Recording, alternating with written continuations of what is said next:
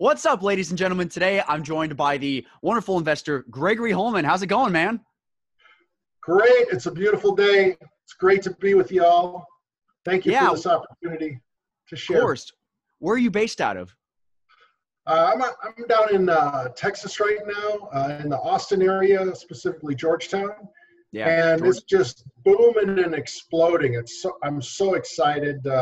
We're looking at a lot of land development opportunities. There's thousands of homes going in, 100 to 150 new people every day coming to the Austin area. I'm just I'm so excited to be down here. My kids are down here. My son is in the real estate business with me, and my daughter's dabbling and thinking about it, kind of on the fence a little bit. She likes to do pet care and animals, like veterinary stuff she's interested in, but she keeps real busy.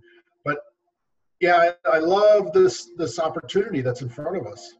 Yeah, it's wonderful. Now, let me ask you this. What do you think is driving the growth in Georgetown?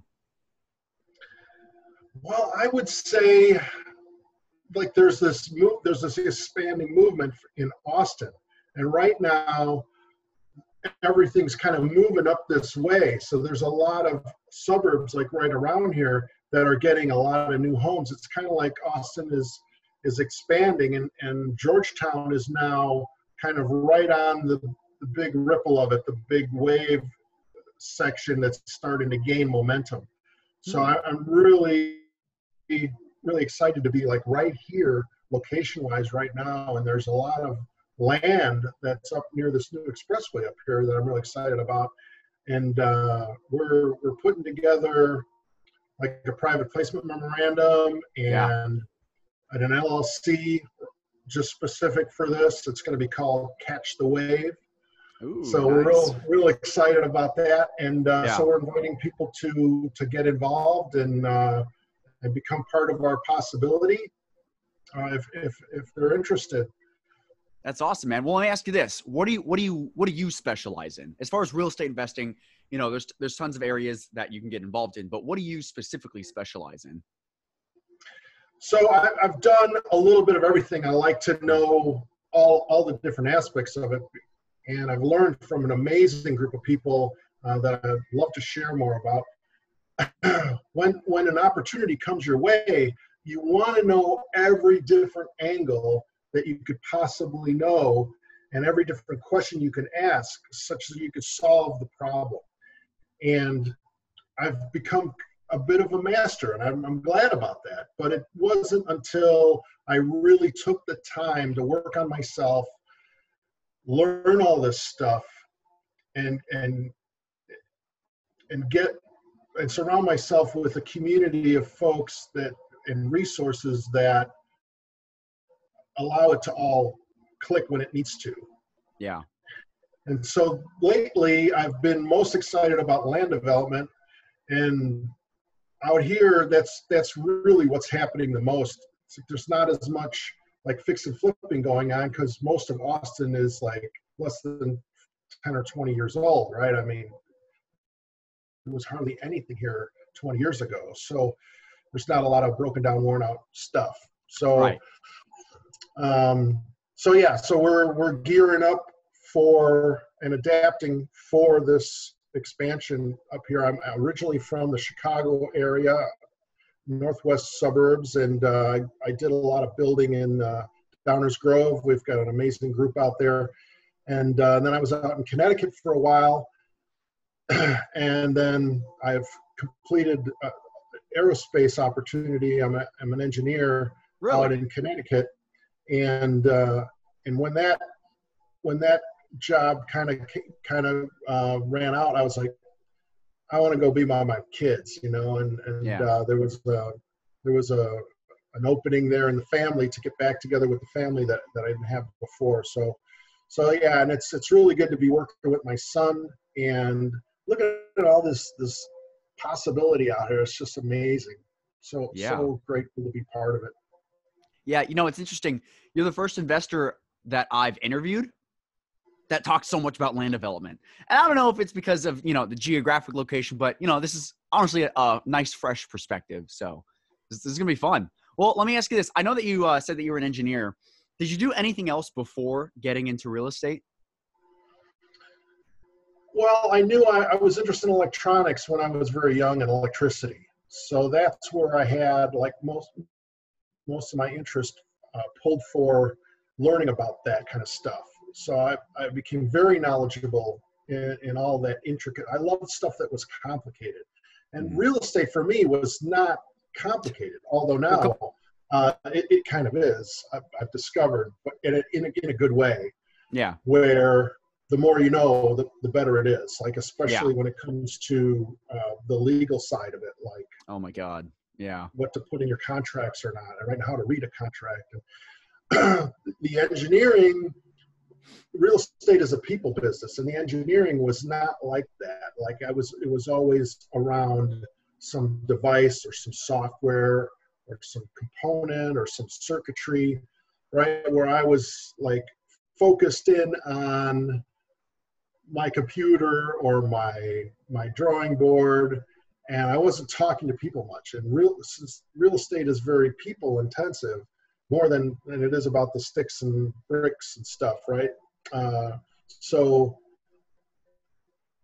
I was very introverted, and I saw this sign, like this roadside sign, which was like, wow, real estate. And then I got into it, and I'm like, well, I want to become a millionaire someday. I want to become financially free. So maybe I better learn how to do this. Like 90% of all the other millionaires, I found out that they've either created their wealth or hold their wealth in real estate. So I'm like, well, I got to learn this too. I mean, everybody's, even if we're just going to buy a house for ourselves, right? Yeah. So important to know this stuff and how to save in taxes and how to pay off debt fast. And they just don't teach it in the schools. And so it's so important. And if I could become like the person or the leader that helped a bunch of other people figure this stuff out and change their lives, which I'm already doing, it feels so good. It feels so good. Yeah. Giving back. Well, let me ask you this. I know that you're driving. You saw this, this yellow sign somewhere that said, come learn real estate investing. What was inside of you that made you pick up the phone and call? Like what led you to that? Because, there's tons of people out there also driving, also seeing that sign. What made you specifically pick up that phone and call? Well, I was looking for something. Mm-hmm.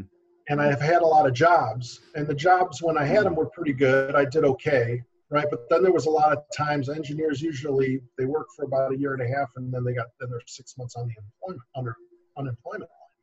So, and I had 2 babies. And so I was like, I lost another job because I did the work and there was no more work, right? Which happens all the time. And I'm like, I got to do something. And so I started hammering away on some software that I could sell. Another idea that I started working on that would make a difference. And then I saw the sign, and I'm like, well, what an interesting idea. I mean, somebody wants to teach me how to do real estate investing and become wealthy. I'm like, really? And so I go, what an interesting idea. And it was a handwritten sign, right? Yeah. Wow. And what I discovered was it wasn't just one person that wanted to help me. It was a whole bunch of people, right? And real estate has done them well, so why not give back? And just the philosophy just blew me away that there was actually that out there. I had a lot of scarcity before that. And so it's just been an amazing ride. And I've worked a lot on my personal development. I've done a lot of trainings, a lot of leadership courses, read a lot of books that were recommended by the group that I plugged into. Yeah. And I've done Landmark and Toastmasters, and those are all great things because if you can stand in front of a room and make a difference, that's when things really start to exponentially expand. There's an engineering term. Yeah. The one to many approaches. Well, let me ask you this, just because, I like to think of myself as maybe a part-time scientist. I'm really into quantum physics. That's kind of like my jam. But let me ask you this. Yeah. Love it. So you're into real estate. you also have this background in engineering. Is there any similarity between the two?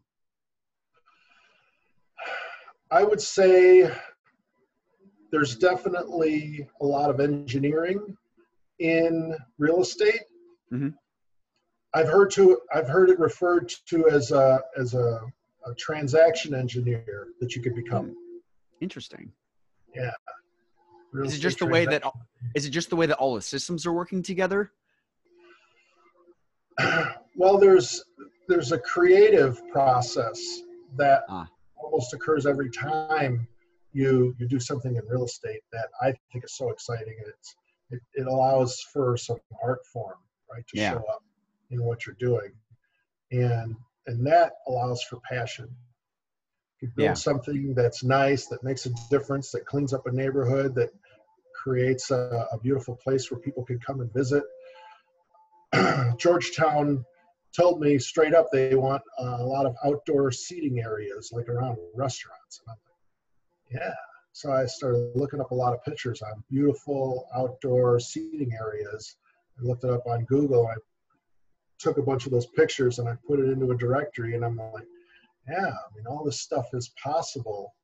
And if we create all this, boy, the city's going to be so happy, and people are going to love it. They're going to come. They're going to sit in the beer garden or whatever it is and just enjoy. And if we create that beautiful landscaped environment with all the greenery and colors, flowers, or things to look at, aquariums. I love aquariums, so there'll probably be some restaurants or some attractions that have some aquatic life. Just really cool to be able to create in the real estate realm. I'm just so blessed to have this opportunity and be part of it. And someone showed me this, right? And where it wasn't even a possibility before. It wasn't even a glimpse. There wasn't even a glimpse of an opportunity. Because the scarcity mindset can keep us thinking like, well, right, I don't have any money, so how am I going to do this? Well, most real estate investors never use their own money. So it's just a matter of creating the idea. Yeah.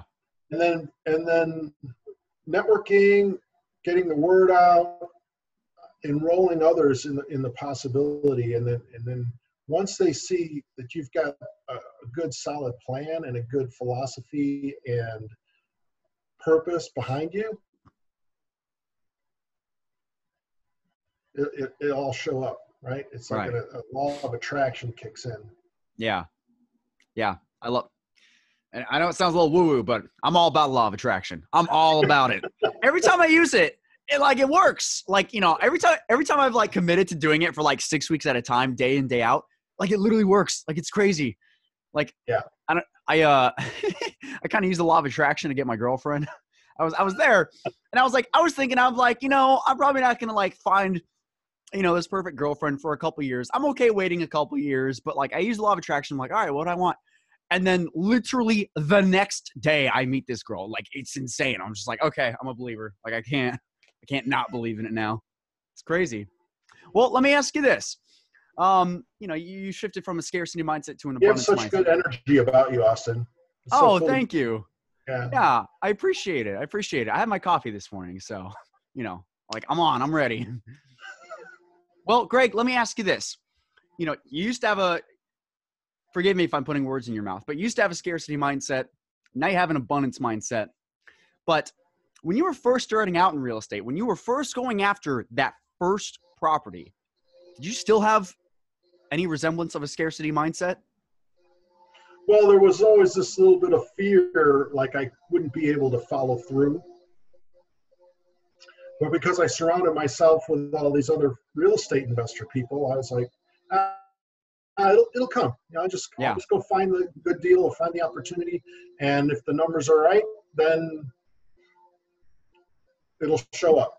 And that's what I did. I just started driving around and looking for properties with tall grass or a bunch of newspapers or boarded up. And I learned how to do the research and how to find the owner and get in contact with the owner. And it's just been an amazing ride. Yeah. And I've met so many great people, created so many great relationships, and it's just amazing. It's just amazing what's come out of this direction that I've gone. Yeah. Yeah. Okay. Well, let me ask you this. How did you actually get your first property? Like what happened? What was the story behind it? There was a guy who was, he had a father that passed away, and he wanted to sell his house. It was just I was just driving down the road, and there was a for sale by owner sign. And we have this class that our group has access to called negotiations. And I actually negotiated that guy down $60,000. Holy crap. Wow. Yeah. Oh my God. And I got it under contract, and I didn't have to put any earnest money down. And I brought it into the group, and everyone looked at it, and it was so cool because it was a great property for rental, because it was right on a main drag right by the Arlington Park racetrack. Yeah. And oh my so gosh. a lot of people, coming in short term, easy, the sign out on the main road where people are driving by. So when they put a for rent sign out, they can find the person like real quick. Just a great property. And I was able to get into it with no money, no credit. And it's just like, wow. Right. But it's who you knew. You knew the people, right? Right. And I knew what to say. I knew the conversation because I learned from the instructors. And so you had education, mm-hmm. and you had the relationships to pull yes. off. Even if you didn't have the money or didn't want to use your own money, you still had the education and the relationships. And that's what was able to make it happen, right? Yes. Wonderful. I love it. I love it. I've been saying education plus relationships. That's it. That's all you need. You need to network, and you need to know the know. You just need to know, and you need to network. It's crazy. It's what you know and who you know. That's where what are the four different types of currency? Money, time, relationships, education. Talking about those four? Yeah. Yeah, it's crazy. It's crazy. I love it. It's so easy. Like, that's it. Like, people ask all the time, how do I get started in real estate? Okay. You're probably going to need at least one of these four things. I mean, if you have 3 out of the 4, like, you're golden. You're great. It sounds like you did this with 2 out of the 4, the knowledge and the relationships, and you were done. It's awesome. Mm-hmm. Well, let me ask you this. As you're going through your real estate journey, what were some of the pitfalls you fell into? What were some of the mistakes you made along the way that anyone new would have made? I'd say the biggest pitfalls have come from the old scarcity thinking coming back. Ah, interesting. Because it would stop me. But what happened was through all the personal development and the continuing to work on myself, I became better at catching that internal saboteur, which kept stopping me. And it took a while. It's kind of like I like to tell the story about chocolate milk. Like when we were young, we would stir our chocolate milk, right, and we'd watch it go around. And we had the powder when I was young, but Ovaltine, the syrup. Yeah. It was the Nestle Quick that I always got. The chocolate and the strawberry. The strawberry one. I used to have that. Yeah. And so like you get the milk going, and it's like, oh, cool! It looks so great the way it's spinning, right? But then you try to turn the spoon the other way, right? Oh. And what happens? Like, what does the milk do? It's been too long. Does it go the other way? It does eventually. Eventually, all right, but it still keeps spinning. There's resistance, right? Because it has that momentum. It's got that momentum going, and it doesn't want to right away turn the other way. But if you persist, eventually it'll spin the other way just as fast. And that's like when your thoughts will be in a higher frequency, in a higher level, going in a good direction, right? Than a stopping direction or a self-sabotage direction. And Yeah. it's just a matter of keep spinning that. Right? Yeah. It's so funny you mentioned that. Every single successful investor I've interviewed has always talked about mindset. Always talking about, like, know what you want, imagine getting what you want, and then, go after it, So it's almost like, maybe that is the secret. Maybe people should start listening. Mindset is almost like key to this whole real estate thing, It's crazy. Well, let me ask you this. Now, let's fast forward to today. As of right now, how are you going after this strategy of land development? What are the sort of steps that you're taking to invest in real estate today? Well, a lot of this land that's up here, people have it under, like a bunch of realtors are there, right? They've got sales, or what do you call it, marketing agreements, right? With these properties. So there's a realtor in our group. So I'm like, well, there's already a realtor, so I might as well get a realtor too, and that way I can have someone else on my team that can spend a little more time and get a lot of the other stuff done. Yeah. Where that gives me more time to look into other things. But then when I see a piece of land that's got a private owner, I'm like, oh, cool, and especially if I can get a hold of them and have the conversation. And it's just so cool meeting these people. They've been here for years, and maybe they bought that property for 10 cents compared to the dollar that it's worth now. And the conversations are just so easy going. They're very, very friendly. There's not a lot of scarcity in their minds, right? Yeah. And they've got other land, and they're like, oh, okay, so you want to buy this piece of land? That's cool, And so let's get together and talk about it. And tell me what you need. Tell me any questions. Let me know. I'm like, yeah. That's awesome. I love that. How do you go and find the landowners? Well, what I did is I looked at the areas, right, where first, and I just drove around and I looked at signs. Mm-hmm. And then I saw a bunch of signs that are in this key spot. And so I'm like, well, okay, well, what's also available right around there? And I found a bunch of others. And then when it's not on the market, when there is no sign, you could go into the public record. Yeah. And Georgetown has a website.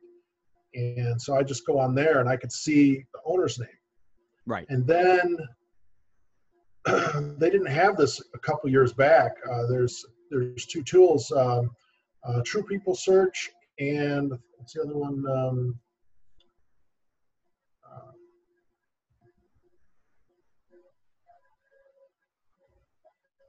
Not All People Search, but anyway, they actually now have people's cell phone numbers and their emails. Oh my gosh. Free. Yeah. And that's how I found a couple of these folks that I'm talking to. And then we have access to a software package that also has like a list of other people in the area. There's like 4,000 people in the Austin area that I think they're on this list because they bought something for cash. Yeah.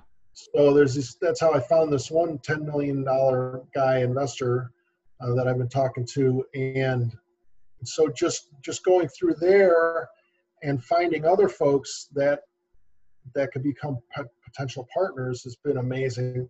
Getting into those conversations. I see a lot of stuff coming up, although there's a lot of plumbing that's not here. And that's the reason why a lot of these properties are still undeveloped, because the city is slow to put in the wastewater, the water, and that's why they've been kind of sitting. So creating or having that kind of infrastructure put in might take a little extra out of pocket in the beginning, but it's gonna open a lot of doors if we start getting that stuff in place. So, but the stuff around here is like a 5 to 10 year plan. Yeah. So basically, The word is you could double your money. We're looking for like $5 million to $10 million chunks for a piece of land. In 5 to 10 years, you can double your money. And that's just on the land by itself without even anything being on it. But I know we're going to be able to do a lot more than that with these opportunities out here. So it's really exciting. Very attractive. Very attractive. Well, let me ask you this. If someone wanted to get started in real estate, what should they do? Get into communication, plug into some local groups,